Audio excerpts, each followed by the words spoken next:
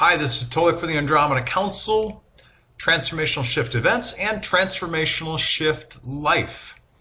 It is mid-November 2019.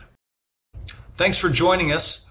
I'm happy to say that today's conversation will be a little bit different than the norm that you usually hear on this YouTube channel. I have with me today a gentleman by the name of O, and he's part of a team of people bringing this amazing new technology, his company's amazing new technology, and basket of products to market. It is similar to Bitcoin and other cryptocurrencies in that it is a deployment of digital assets, not needing the involvement of banks for the transfer of one asset to another party. And it's uniquely different in that each key asset is in fact represented by a literal piece of digital artwork. And I'll let him explain this.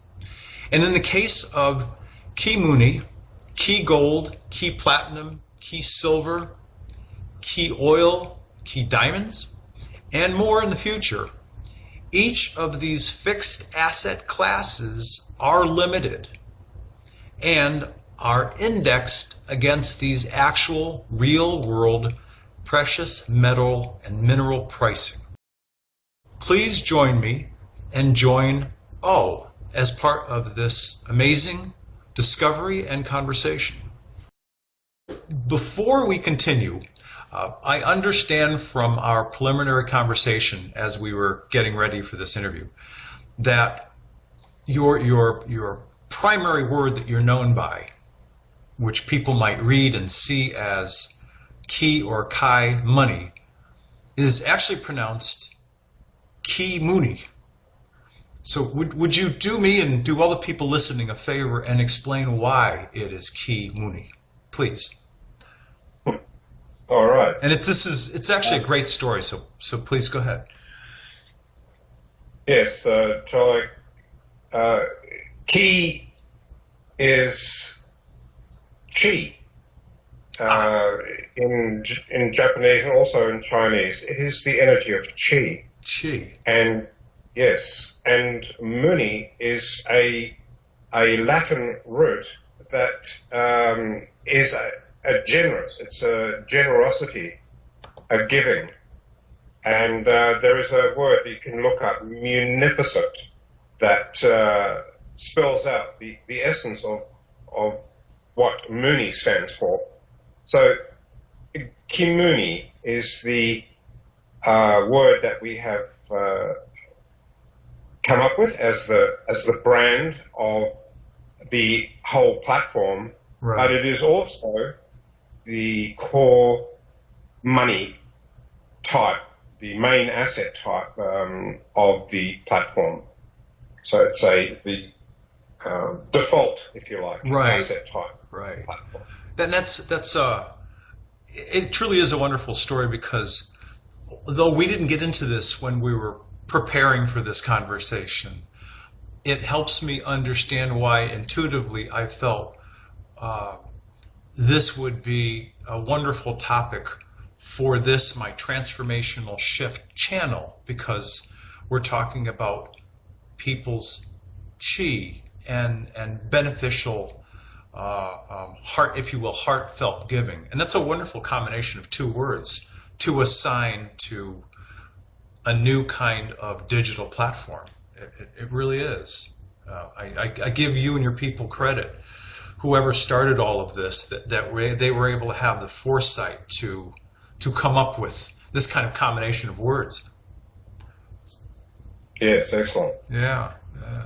So I'll kick this off by asking the initial question and some subsequent questions, and start by saying, what makes these kiMuni, if you will, chi digital assets as an asset class, like as an example, real estate, gold, art, so much more different than all of the other digital ideas and or tokens in the peer-to-peer, person-to-person, hand-to-hand, what is now known as digital cryptocurrency market. And this new market has open access to financial services. These days they can also call them altcoins, which I've learned in my research, which are built on blockchain technology, most of which masks the information behind any transaction. And these include companies like, and hang on a second, which you've taught me, Bitcoin. There's not actually a company there, and I'll let you define that scenario. But the ones where there are companies, like Ethereum, Binance Coin, Raven Coin, Energy, Litecoin, Cardano, which is actually a financial platform, DAI, Dash, Ren.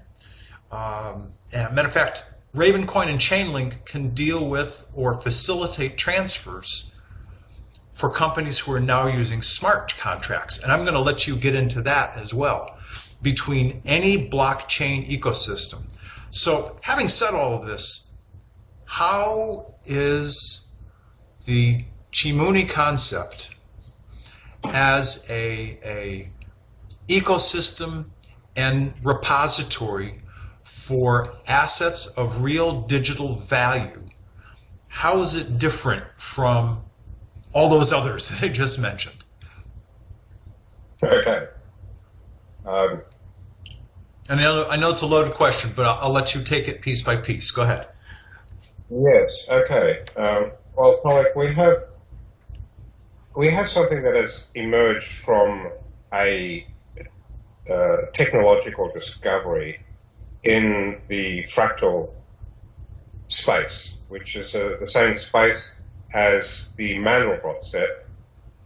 And within that space, we have discovered a way to define and secure digital assets using a new technology foundation that we have called kiBlock.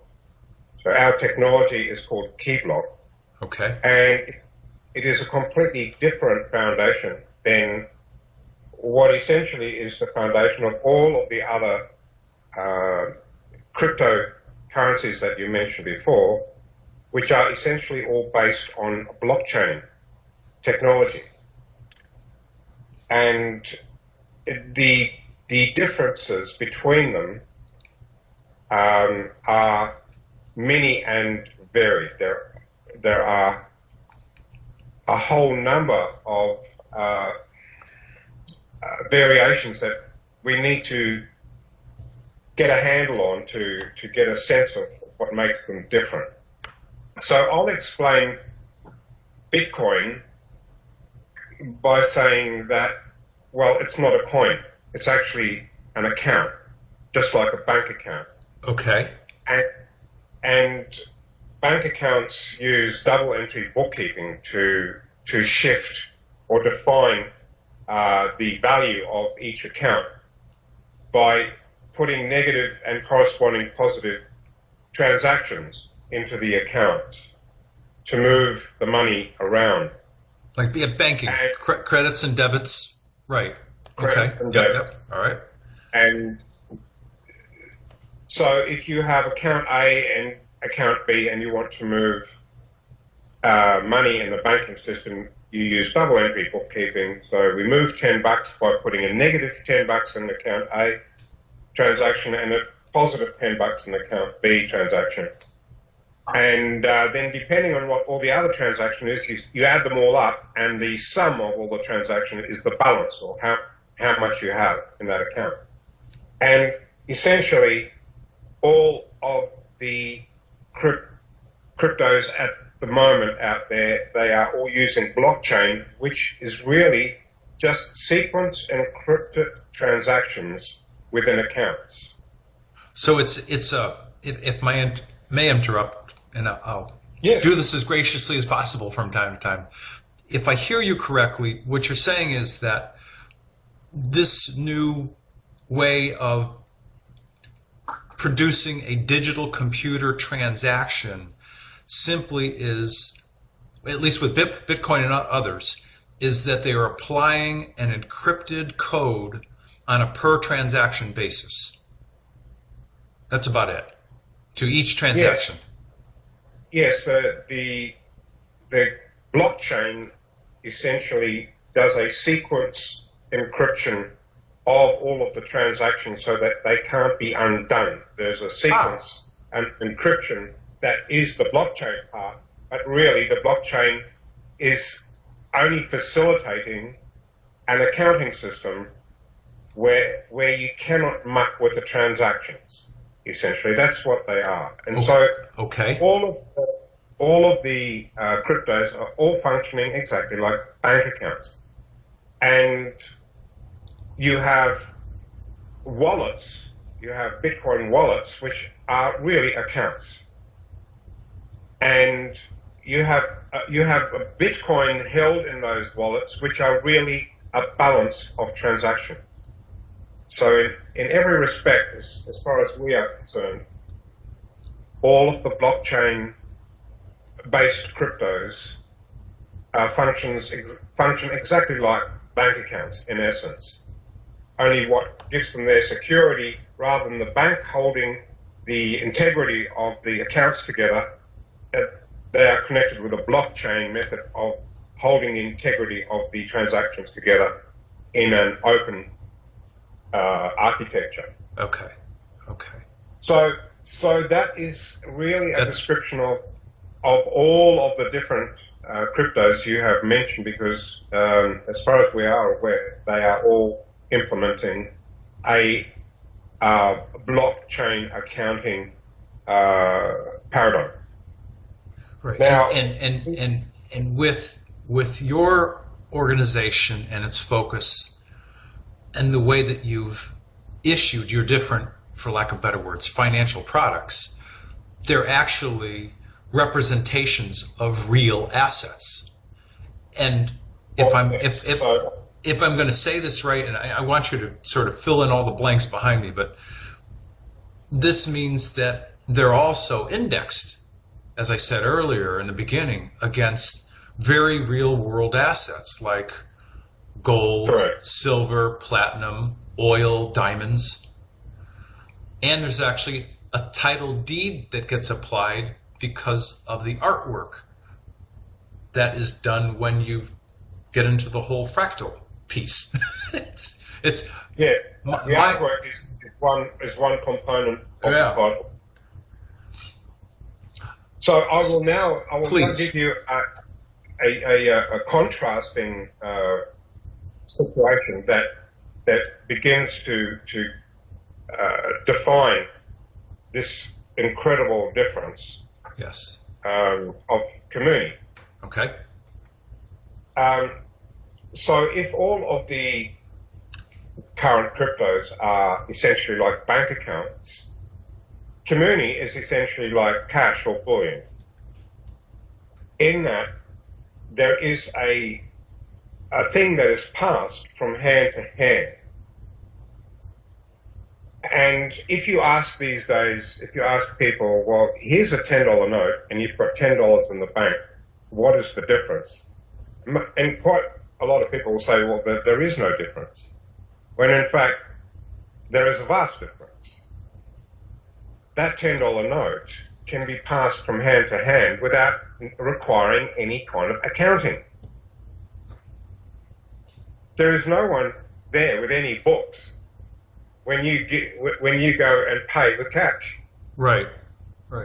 You are handing over what is an acknowledged asset in the form of cash, and when you hand it over, you no longer have it, and the recipient has it.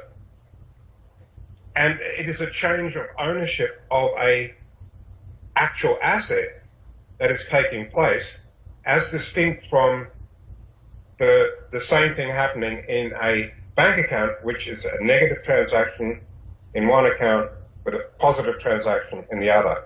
Right. That provide that form of exchange in an accounting situation, and also is the same in a cryptocurrency situation from their wallets, between their wallets. There is a transaction minus transaction on one wallet and a corresponding positive transaction on the other wallet. Right, and so you have a transaction, and you also have a transaction audit trail that generates.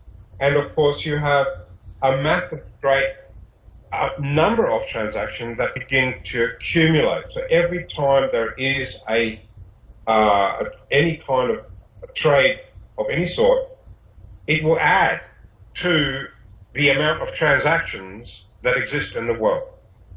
Right, but if I may, and because this is a conversation that we're having about differentiation and why, if you will, and if people allow me, your system is a better approach, it's because with your system, people don't have accounts. They actually have a vault, very much like they might have in a small vault at home, where each client's vault can not only hold different assets like cash paper or insurance policies or gold or silver coins. The same thing is true with your company, where if people acquire key gold or key platinum or key silver, they can put those assets of multiple asset classes in their vault. That's a big difference. Correct. Well, yes, we're kind of shifting to the level where that $10 note that is cash in your pocket. Well, I can have a Canadian $10 note, and I can also have a US $10 note, and I can have British pounds. Right. And I can have all of those different types of cash, and I can actually put them all in my wallet, in my physical wallet, because my physical wallet is actually capable of holding all sorts of different types of asset. I mean, I can even have a gold coin in my wallet. I have an Australian $5 note in mine. Excellent. So that is what a real wallet can do, whereas the actual wallets that they use in the cryptos can only store one denomination, which is like Bitcoin or whatever. And the same as a bank account. A bank account will only ever be a single denomination. So an account can only be of one type. And Bitcoin and all the cryptos are essentially all accounts, so they can only be of one type. So, but the source and the difference here now can be sort of filled in a little bit to give you an insight as to where we discovered this new substance, because the Mandelbrot set, as it turns out, is an infinitely complex mathematical construct. It contains infinite complexity, and you're able to see that when you go to YouTube and you type in Mandelbrot set. And you will see all of these animations where people have zoomed into the Mandelbrot set into different areas, and many, many different areas, and come up with all of these different voyages through this incredibly and beautiful but infinitely complex mathematical field. And the entire field exists in a mathematical plane, and most of it existing roughly between -3 to +3 on the x-axis and -3 and +3 on the y-axis, roughly.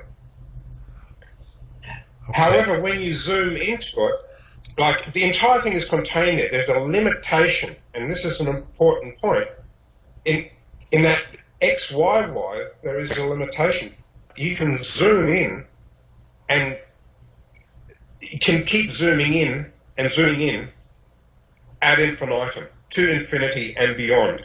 And every single point you zoom into is surrounded by an infinitely complex and unique mathematical field. And it is very robust and stable. The field that you find, whilst being infinitely complex, is absolutely robust. Okay. Any one location within that area will always be the same shape. So we have discovered a method of mining assets Okay. by utilizing the limitation of the XY axis and scaling it into the Z axis to the point where we can scale it to match real world assets, where real world assets are represented by an equivalent amount of area, of XY area, geometric area, within this geometric complex space. So you're saying that in terms of use and utility, it's measurable. So you can measure an area of space and fix, if you will, a mathematical amount to it, and then tie it to a literal asset, like total potential production of gold and or total potential production of silver, et cetera, et cetera. That is correct. Okay. So, for example, we have called these areas, and they have to be found. You can't just use any area. That you need to find specific areas, and specifically, you need to go for the most complex areas in that zone. But they are fixed, and we have a mathematical research system that has mapped all of the suitable zones. And then they are handpicked to actually become what we call hypermines. And a hypermine is then scaled at the top to match the total available resource that we're looking to match. So that the actual size of the hypermine is the same as all the other hypermines, but we scale it to match the real world maximum volume that we have deemed. So, for example, key silver, we scale to 90,000 tons of silver. So the key silver hypermine can contain a maximum of 90,000 tons of key silver. Now, how does that work? Well, what we have is we can zoom in sufficiently to get the equivalent of 1 ounce of key silver, you see? Okay. We can zoom in, and we function down to 15 to 25 decimal points. So we can zoom in within that hypermine to an area where that area, in proportion to the overall hypermine, is precisely the ratio of 1 ounce to 90,000 tons. Right. So there's a direct correlation. There's a direct correlation between real world amounts and values of silver to the hypermine designation for silver. Yeah. Okay. In terms of its size. Right. And we can come down to one gram of silver. We can come down to a fraction of a gram of silver. And if you have a kilo of silver, the kilo of key silver will take up in area precisely 1,000 times the area that 1 gram of key silver takes up. Okay. And it is an area that when it is designated, once it is taken out of the mine, it is marked, and it cannot be reused. And it will have, each one of these areas will have within it a totally unique mathematical complexity that can be used for 2 purposes. And this is the critical junction that we have discovered and have leveraged. On one hand, we can take a photo of it and actually demonstrate the uniqueness of it. Here it is. We take a fractal photo of it, and you can see it on the web, on the platform. Okay. The other is that particular location has its own unique, very unique, and ultimately complex mathematical zone. And that zone can be used to secure the asset for the owner's vault and lock it to the owner's vault. Now, vaults also exist. There is actually a hypermine for vaults. So the vaults themselves are assets. And the reason for that is we utilize exactly the same security, and the security that we have discovered here, by the way, is beyond any cryptographic security that exists in any other system that we are aware of. We believe that we actually have quantum-proof encryption capability due to our methodology and due to the use of the fractal complexity for each asset. So we combine the incredible, unique complexity of each location to deliver security and a visible piece of art. That art is combined with the logo of the particular asset type, key gold or key silver, etc. Okay. Its serial number and its denomination, and is saved to disk as a JPEG. A question, if I may, is that unique piece of art unique to each transaction, so that I'm going to create a number 017778, and then subsequent to that 01779 will look different than 18 on a per issuance basis? Yes. Wow. We actually mine using a random approach within the hypermine. Right. But if you take two adjacent assets that literally are right adjacent to each other, okay, and there's some organisation, like all of the kilos are in one zone, all of the grams are in another zone, just so that they pack nicely. It's like stacking things nicely in a vault, you know. So if you have two adjacent ones, they will be completely different art that comes from them, and the complexity of that zone will be completely unique to each one.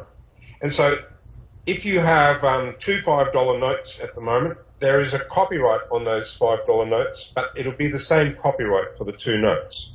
Well, I'm glad you brought that up. In our case, it will be a different. Your timing is perfect on this one, because I wanted to bring this more esoteric conversation to a real-world value of why copyright is important. So go ahead.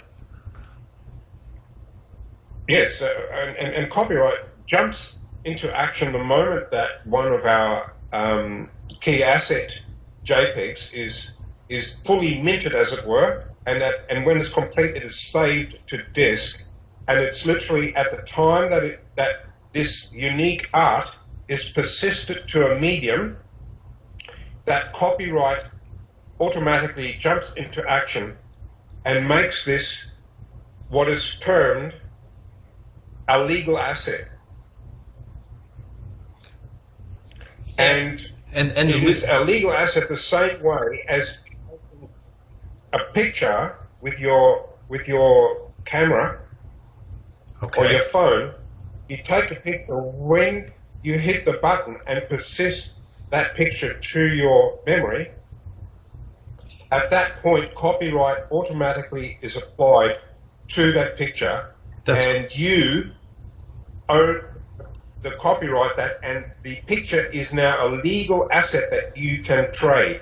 That's right, and you can trade it. That's why photographers can charge a royalty for any photograph in their database, because they own each photo because they took it. Correct. Yeah. And so copyright does not apply to a number in an account. Copyright doesn't apply to accounts at all. There is no correspondence whatsoever. So accounts function purely by law, by legal tender law of a country. That's how the legal aspect is delivered to accounts and cash, for that matter. Right. However, right, in comparison, with kiMuni, because yes, with kiMuni, there is an image. Now, all the images are the same size because we use, if you like, a zoom lens to zoom precisely into the fractal real estate that it owns, and we take an exact shot. So they all come up the same size in terms of the number of pixels, but because we zoom in and out to match the size of the asset within the hypermind precisely, we're able to just produce the same size image for all of the different assets. But yet a uniquely individual image on a per execution basis. On a per asset basis. That's correct. So every single asset now has a legal standing by virtue of the copyright. The copyright. That's associated. Yeah. And copyright is a core legal construct. It lies at the core of all of these areas of law and all of the naming, like all people's names, company names, etc. They all have a copyright component to their legal qualities. Copyright law is one of the major foundations of law in general, worldwide. And it just so happens that when you have an asset class that has a unique image, that you can see the unique image, and it is even an artful image because the beauty comes from the Mandelbrot set. But we also have a particular custom camera that we have developed to take a particular type and class of image. All of our assets have an absolutely unique and individual image associated with them, making them a legal asset, which is a remarkable property to have. And for example, there is a lot of talk by many senators that don't like any of this crypto business, and they want it all outlawed, for example. Well, because this ought to be good. Yeah, well, it's too good for the people, and they don't have enough control of it. Is this, when we were talking earlier, is this what you mean by asset liberation?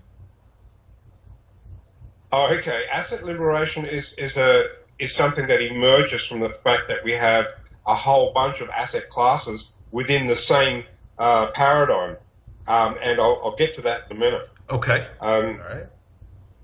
But when we have this legal asset itself, in order to try to muck with the legal standing of it, they would literally have to throw out copyright law. You see? Okay. And? Well, they wouldn't be able to do that. You can't. Right, of course. You can't suspend copyright law, right, which is the right for you to create and sell original works. That's what that is. Okay, so it gives each owner of their key gold, key silver, key platinum, key oil an individual copyright for each asset that they hold in their vault, which has value on its own, and it also has value because it's indexed to gold, silver, oil, right? Am I saying this correctly? Yes. You got it. Okay. You got it. All right. And so we have a hypermind for key gold, a hypermind for key silver, for kiMuni, for key platinum. Right. and a few other. Diamonds. And Diamonds, oil. Diamonds, Yep. oil. Now, there will no doubt be others, but we are keeping it within a small basket in this launch. And the vault, the way that it functions, is completely different to any of the wallets because they are actually holding things. There's actually things there. It's not just a balance of transactions. There are things in there.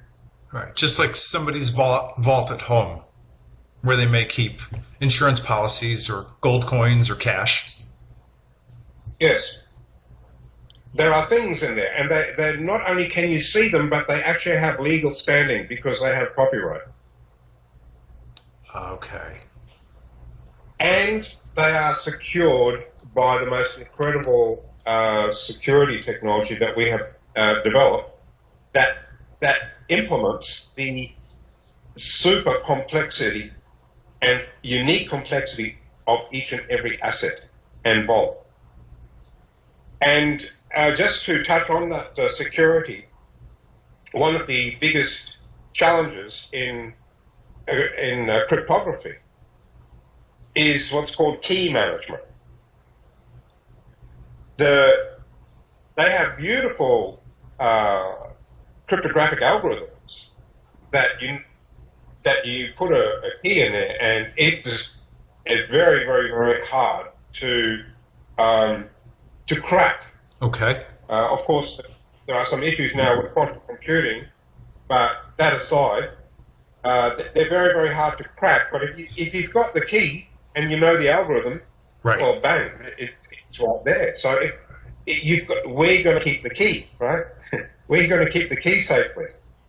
And that's called key management. And key management is a notoriously difficult area, and is one where things get hacked.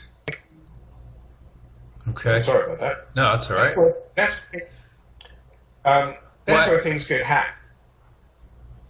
When hackers discover where the keys are, which is where some of these exchanges, Bitcoin exchanges, have got hacked, because hackers have got in there, they've managed to find where the keys are stored, and they might be encrypted as well, but nonetheless they're able to see where the decryption mechanism is, and voila, they able to lay their hand on all the keys, and once they have the keys, they can seal all the contained blockchain cryptos. Right.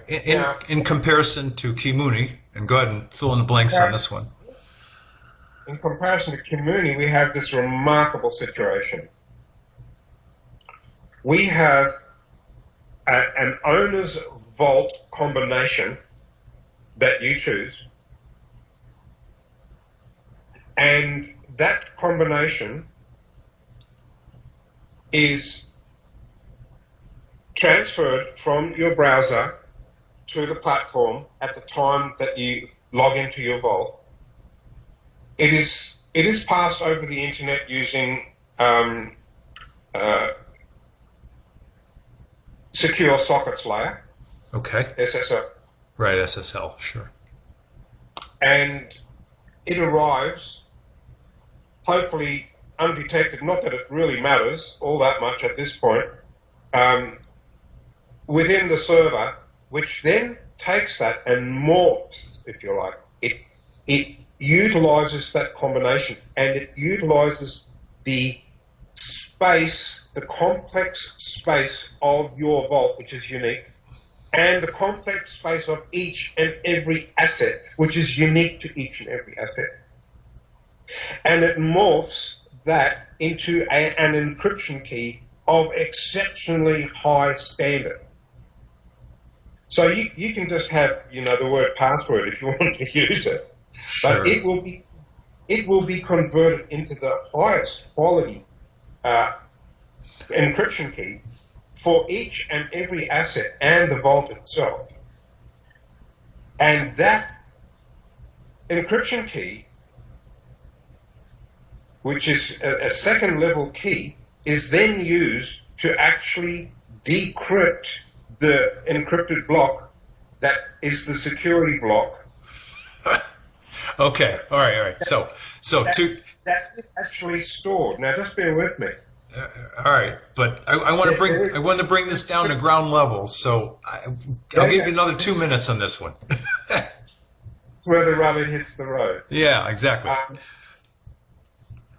Okay. So we have this second level encryption key, and it is used to decrypt the crypt block that is stored in there, and that crypt block has a payload within it that has all the details and all sorts of security bits that it then needs to see if it actually sees a decent decrypted block at the end of that. And if it does, it says, okay, this is yours.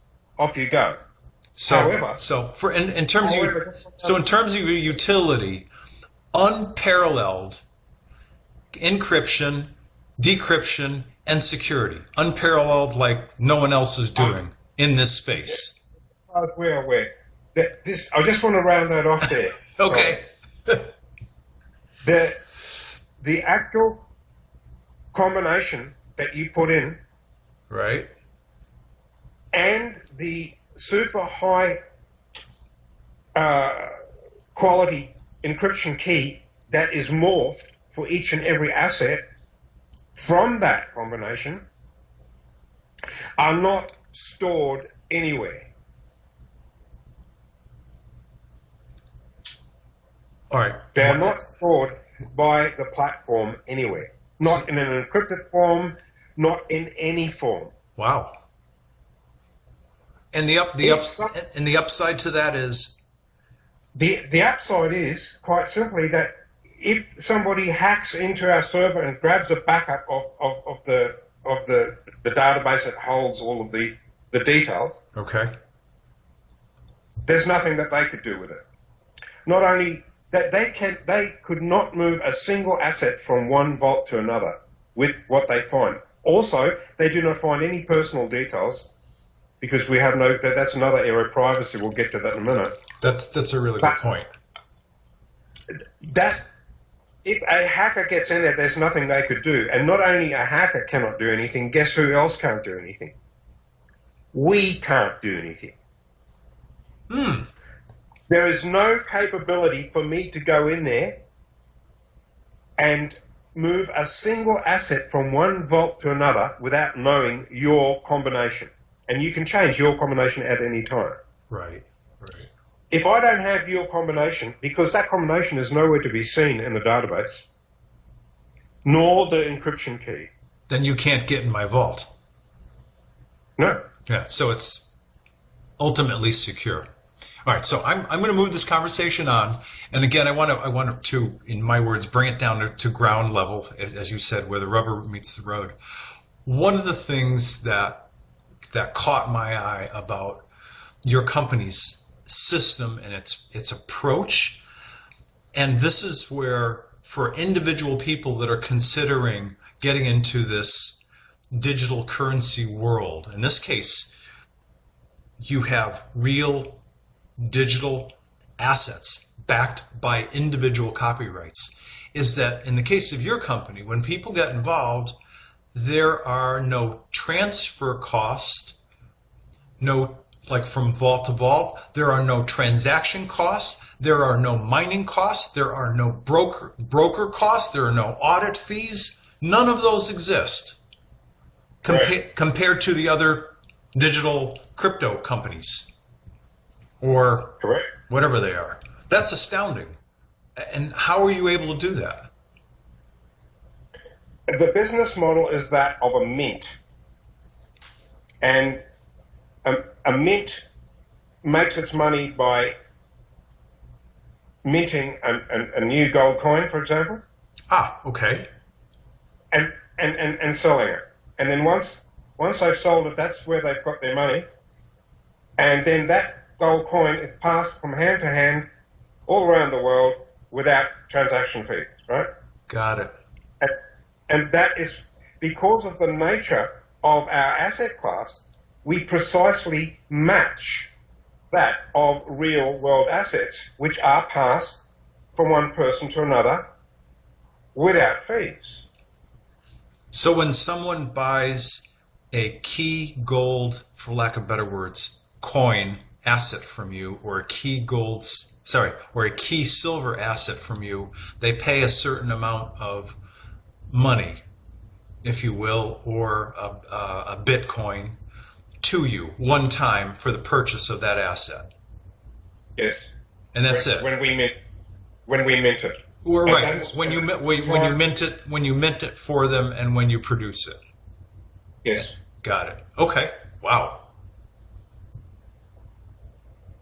And that is the point at which the assets are indexed, because we sell the asset at the current price of the corresponding real-world asset. So we will sell the key silver ounce for the current value of key silver, and the gold ounce, the key gold ounce, for the current value of gold, and so forth.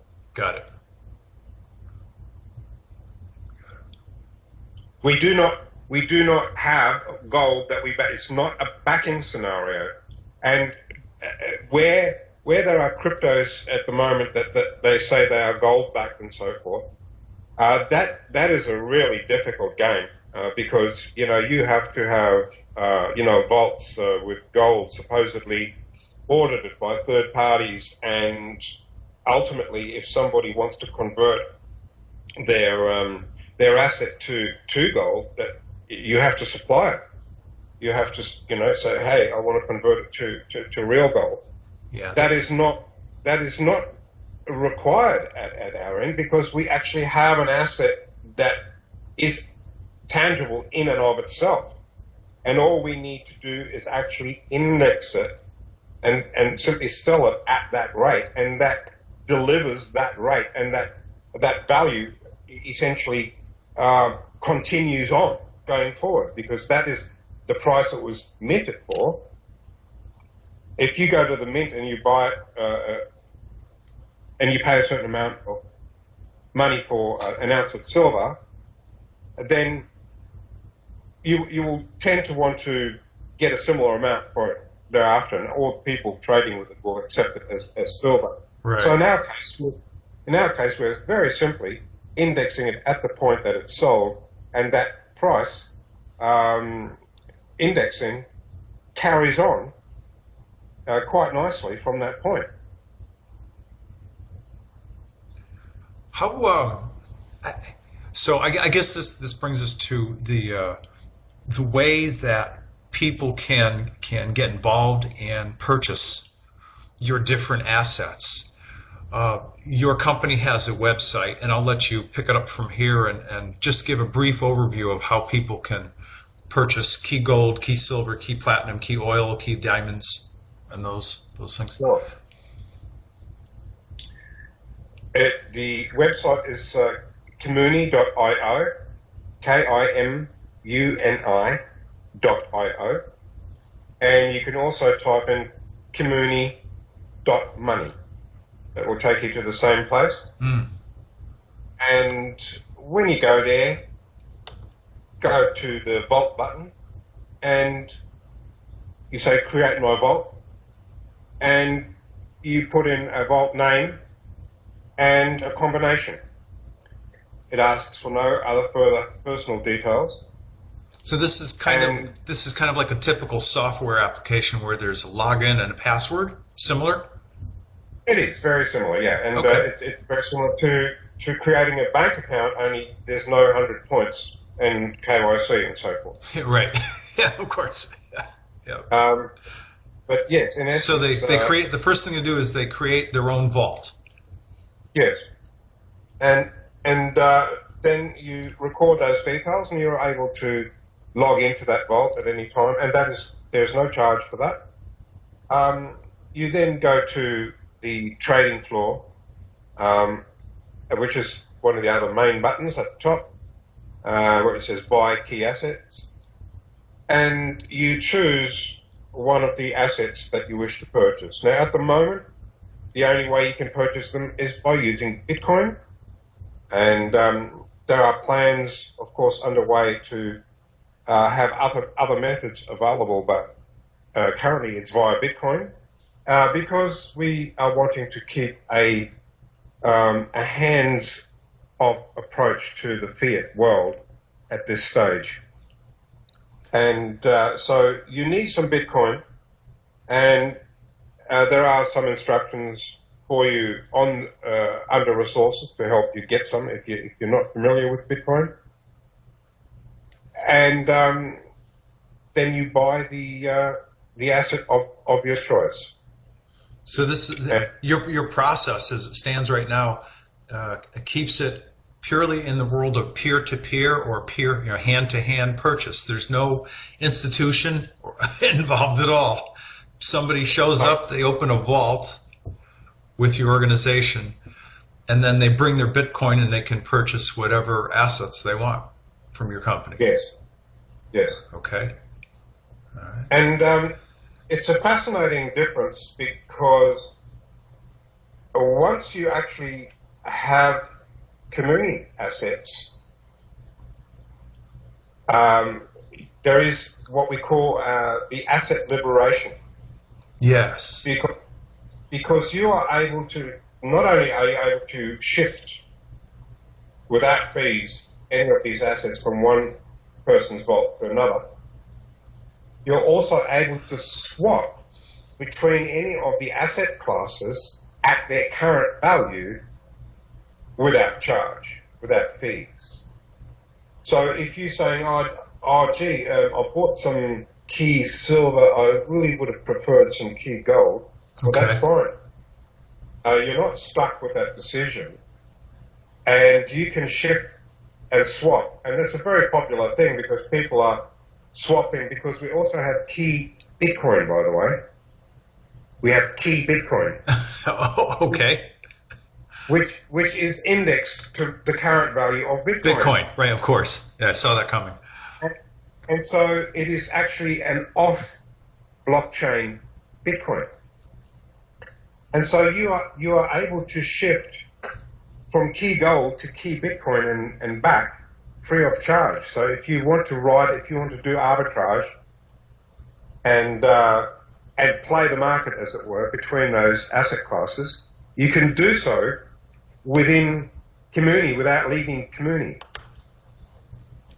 And one of the other points I believe that you raised was to do with, where people are not able to get bank accounts. Yes. And yet this may not be obvious to a lot of people who don't travel, but there's millions and millions of people and countries in what we're called the developing world, the Latin Americas of the world, India, Indonesia, that they've only predominantly known alleged smartphones, and they conduct most of their lives on smartphones. And a lot of these people are, the industry calls them the unbanked, or rather people who are underserved and can't get bank accounts. But if they got a smartphone, they can access the products that you're providing. So I'm sorry I interrupted, but I wanted people to know that there are people out there that just don't have access to the fiat system and to banks, and they don't have bank accounts. So, and cryptos, the existing cryptos with Bitcoins and Ethereums, etc., really had a promise of creating a exchange utility for everyone, utilizing their phones, and which they certainly can. But there is a bit of a problem with all of the existing cryptos, in that other than a few like Tether, they are incredibly volatile because there is no real connection other than sentiment in terms of the valuation of them. And so you have these wild swings in value. And so whilst you can transfer value from A to B using Bitcoin, you don't tend to want to hold it. You want to go back to fiat. So people are using a method of coming from fiat to Bitcoin, do some transfers, and then taking it back to fiat um, and because they don't want to have this wild volatility in their storage. They want to hold it in something that is much more stable in its value. Right, right. Well, a new form of money is really best used when everything stays within that form. In other words, let's say it was Bitcoin. If Bitcoin was relatively stable, for example, it would be a good system for all of those countries to use, except for, of course, the fees, which are quite high with Bitcoin, the transaction fee. I've done enough research to learn that. That's correct. The fees are far and above. Yeah. Yeah, so you've got high fees and volatility that work against most of the cryptocurrencies for them to actually become a money that wants to stay in that form, where it's not, oh, I've got to now go back to fiat. What you want is something that is intrinsically much more stable and holds the value, yet has enough flexibility. And kiMuni actually offers a path for a global utility of a stable set of asset classes. Depending, I mean, key Bitcoin will be just as volatile as Bitcoin. Right. But you can easily swap and keep it in key gold. Right. Key gold, key silver. Yeah, of course. And so when you are holding those, you're actually wanting to hold those. And because there's no transaction fees within that world, you're maintaining all the value remains in the liquid world. The effect of transaction fees, both by banking system and by cryptos, is really to keep shifting value away from the liquid world, that is the liquid economy, and towards the bankers. And quite frankly, the miners are acting as bankers by collecting these fees and by creating that money for themselves. So if you don't mind, just a brief description for the people who are just getting into this area of interest.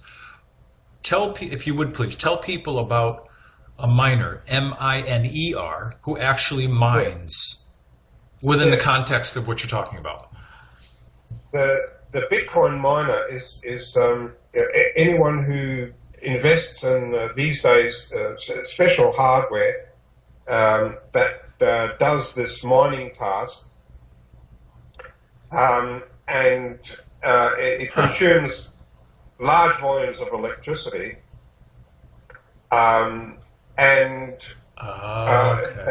they discover specific blocks that are suitable for the next block within the blockchain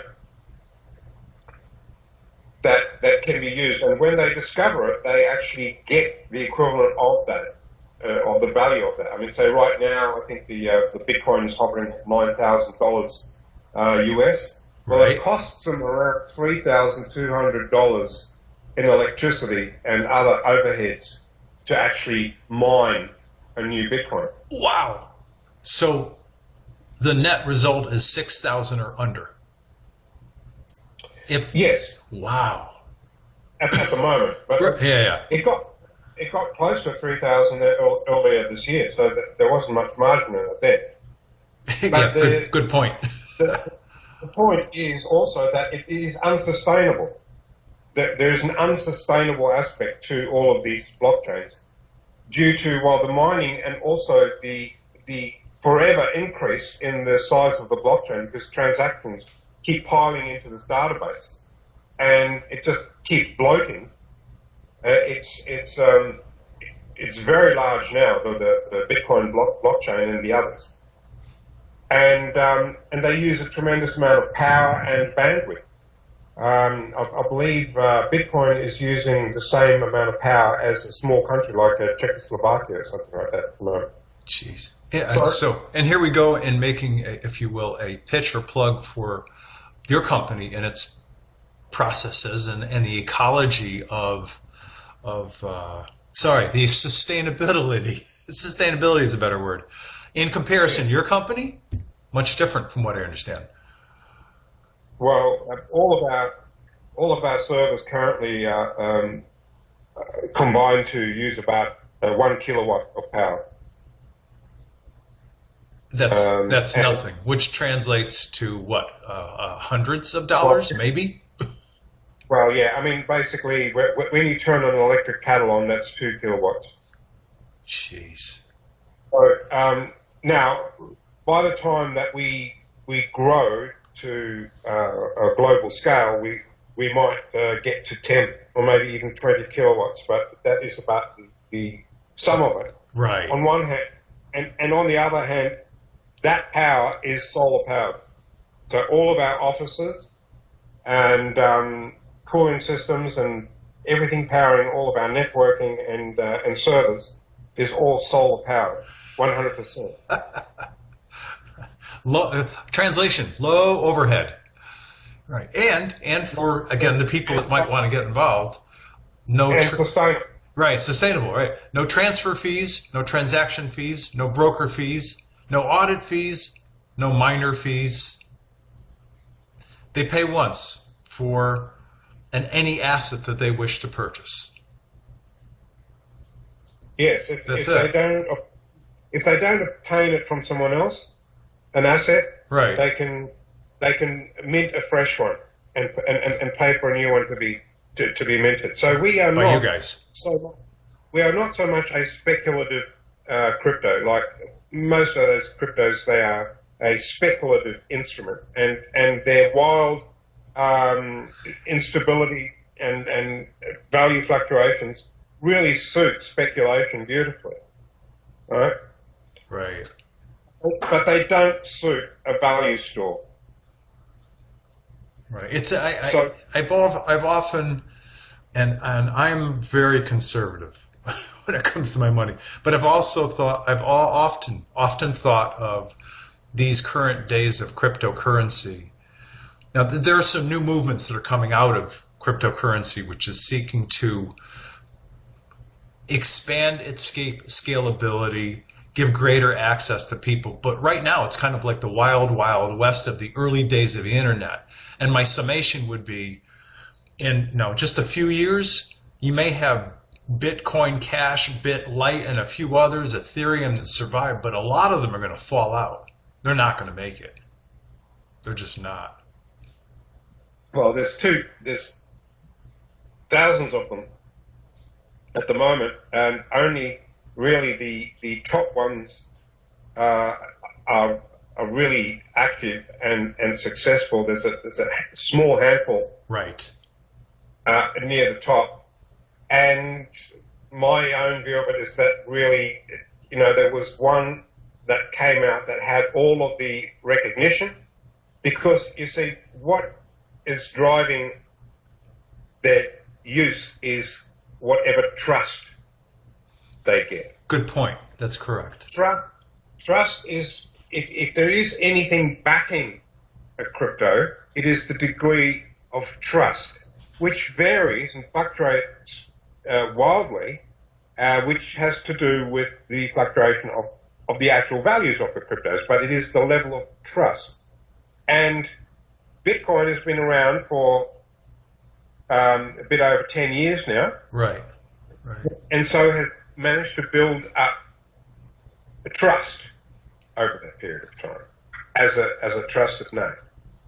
And others that have come along later, some others are also building up the trust, but they will never quite have the same amount of time out there. So, yes, there is too many of them, and they are confusing the landscape. But it really is a very different proposition to have purely an accounting system, which is what they are. All the blockchain cryptos are a pure accounting system. That is all they are. They're purely an accounting system that has a certain number, and you've got a number of whatever the denomination is, Bitcoin or Ethereum. It is a number. It is a sum, and it is the amount of trust and the relative utility that goes along with them that has given them the valuation that they have. And demand, of course, demand. Right, of course. And demand is going to be a very interesting thing going forward, because the way that we look at demand of all of these alternatives is as the trust in the existing fiat infrastructure is diminishing, and various events that there are many predicted black swan events for the existing fiat currency banking infrastructure. Right. Simply due to all of the QE and a range of other issues such as derivatives and the other rather ominous-looking laws that are being passed, such as bail-in laws and cash withdrawal restriction laws. Right. That are rolled out around the world. And not to mention, forget the big white elephant. It would more like be the gargantuan elephant in the room, which nobody talks about, or which people hesitate to talk about, which is the fact that every time people from your country, Australia, or Britain, or the U.S. pass a bank note, most people don't understand the legal definition of a note is debt paper. And so Yes. you have a system based on the excess production of debt paper, which only creates more debt. And I think the global amount of debt, and forget the U.S., but the global amount of debt to the different private banks for interest on the part of us as citizens is in the trillions, quadrillions. The number's absurd. It's off the charts. Yes, they just keep having to print new money to keep the system afloat. Beginning in 2008 with the big collapse, and they literally had to throw very, very large numbers at the system to prevent it from literally imploding. It was ready to implode, and the global money supply doubled in 2009. Doubled. So that was unprecedented. Which means the amount of debt doubled. Yes. Yes. And it's now, did you say quadrupled? Well, from the understanding, since 2008, it is quadrupled now. And there are some crazy numbers that are coming out. I believe that they just keep throwing billions per day at the U.S. economy in order to prevent it from collapsing. But there are ominous signs with the derivatives exposure of all of the banks, and they have to settle the derivatives each day. And if they've made a profit from their derivatives, that's all well and good. They get some income, but if they've made a loss in the derivatives casino, they have to settle that each day. No matter what it is, and it's pretty obvious that some of the banks have become insolvent and have got this new too big to fail label. That means that they will create new money to pay their bills, their losses, and most of them I would estimate to do with these incredible derivatives exposures, and the amount of exposure, the global exposure is, well, in my estimation, is probably more than 4 quadrillion. But they're admitting to somewhere near a quadrillion. They're admitting to near 1 quadrillion, which is about four times the total wealth of the world. But if they're admitting to that, you can pretty well be assured that it's much more than that, and they're admitting to what are the on books Right, of derivatives, course. and Right. there's a whole range of off books derivatives as well. Right. Which don't get reported. That derivative situation, I think, is already causing issues, but no one is calling it that. No one dare call it that. But there are all of these factors that are making the banking system look very shaky indeed, and the general perceived trust in that banking system is the big question mark. Of course, inflation and hyperinflation are the other major dangers. As the actual value, the purchasing power of your dollar, etc., starts really falling through the floor, there will be a mass exodus from fiat towards safe haven.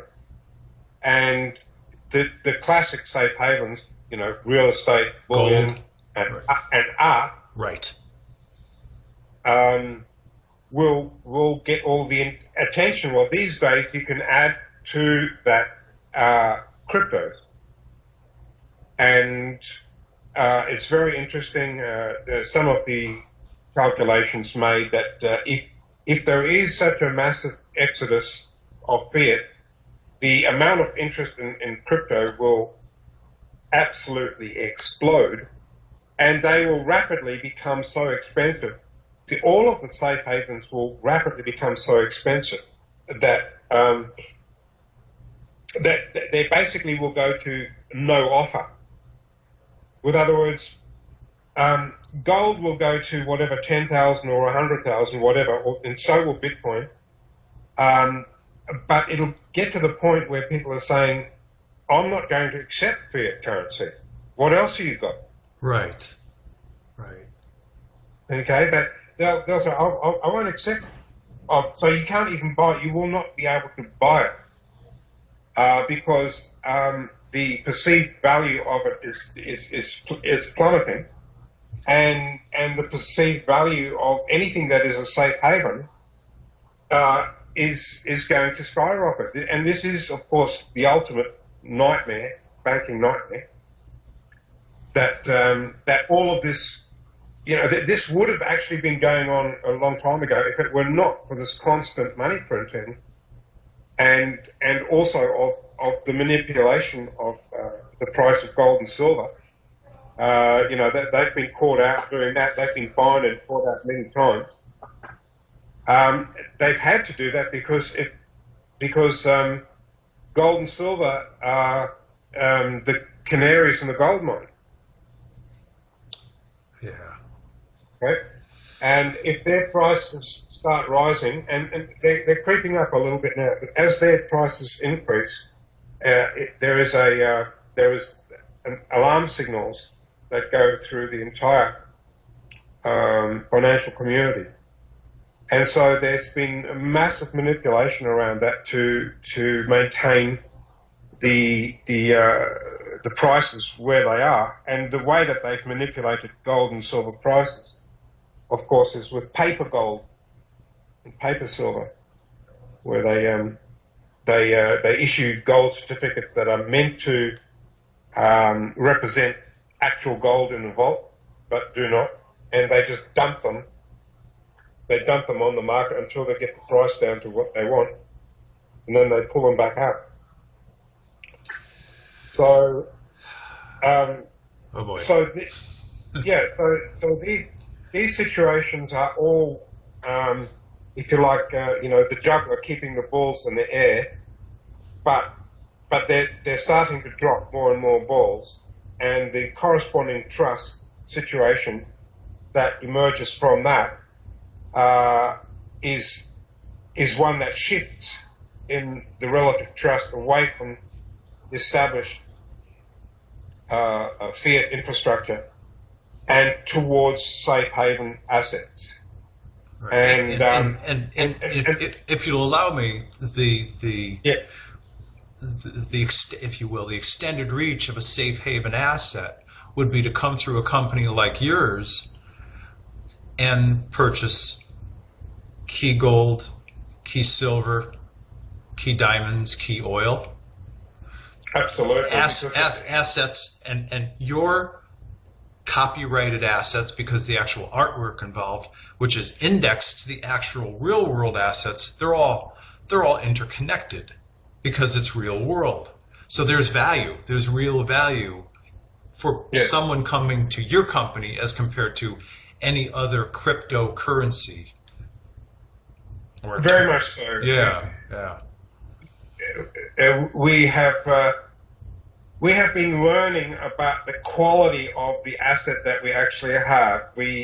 At first we thought, well, it's another kind of crypto, but quite a while ago we realized that we are not like any other crypto. And but then we have kept discovering and realizing through ongoing analysis and also a lot of different experts having looked into the asset class, we have come to realize that we are one of the best safe haven assets. And so certainly it belongs in what would be a hedging portfolio. I mean, I would say in this day and age it's a wise thing to have a hedging portfolio, which is what I call just a few of your asset holdings in a range of safe assets. And I think gold and silver bullion certainly amongst those, and certainly a few cryptos. I think that a few Bitcoin certainly, and now kiMuni very much part of that mix, and really coming up strongly as in terms of the analysis, in terms of all of the core indicators of it being a very strong new safe asset contender with the actual real world thing that's been, like compare key gold to gold, for example. The gold you would have to store somewhere. It would be difficult to transact it. It would be difficult to get change for it. In our world, you can take an ounce of key gold, you can break it up into a bunch of kiMuni or smaller denominations. You can do that. You can swap to grams or fractions of a gram of gold. Very difficult to do with the real substance. You would be buying it at somebody's sell price, and you would be selling it at someone's buy price. Okay. Which is not the case. And you would be able to transfer it around the world instantaneously, which is certainly not the case with bullion. So there are many advantages above and beyond it. The actual corresponding commodity in the world. Now that commodity, of course, I mean there are other factors. People say to me, well, what if the internet goes down? Well, if it goes down, my first answer is you wait for it to come back up. That's right, because everybody's affected. Everyone. Right, you wait for it to come back up and all the servers are going to be there with all the information. And by the way, in terms of decentralization, you are able to back up your vault, your kiMuni vault. Huh. You can take a backup of it. That you can actually, it's a HTML file that you can save to your USB stick, and you can click on it, and you can actually see the backed up assets. And what's in your kiMuni vault, so to speak? Yes, yeah. You can actually see it in the file that you've downloaded, but the file also contains an XML extract of the database assets, and that XML extract is capable of validating and restoring the central database. There's a validate button. You hit that, and it will validate it against the central database, and it will actually has a restoring capability should there be any jitter with it, which is highly unlikely. Right. But it is a very interesting form of decentralization, so, where every owner can actually have a backup copy of their own vault. Well, this has been amazing and insightful. I think this is probably a good moment to wrap. Would you please provide for people again where they can go on the web to learn about your company and its products, and any closing comments you might have? Certainly. Look, thank you very much, Tolek, for this opportunity to discuss kiMuni. It's been a very, very exciting development, and it is ongoing. There has been non-stop development and refinement of this product, and it will continue. There are currently major plans in place to expand our server base around the world to many servers, and to expand the range of options to trade, to purchase with potentially fiat as well, to link it with other exchanges. There are even potentials to actually link it into the SWIFT and SYN systems that underlie the banking systems. It has some very mighty, tangible potentials, but it is up and running right now at kiMuni.io, KIMUNI.io, or kiMuni.money, if you like. Both work. All righty. Well, you're quite a gentleman, part of a team of people bringing this amazing new technology to market, and I would ask people to at least consider the differences that we've talked about and the true value that you would be able to gain with his product, with his company's product, because of the copyrights that are issued to the actual digital art that's created, which is all directly connected and indexed against real-world assets: silver, gold, oil, diamonds. It's like I said, when I started to do the research, that was my aha moment, in that your particular digital product actually has underlying values because of the copyrights and the index to the real world markets. That's the difference in your company's digital asset classes. Did I say that right? Is that a good assessment? Yes. Okay. Yes. All right. Well, thank you very, very much. We will continue this conversation another time. I'm looking forward to it. Thank you very much, Tolek. All right. Take care.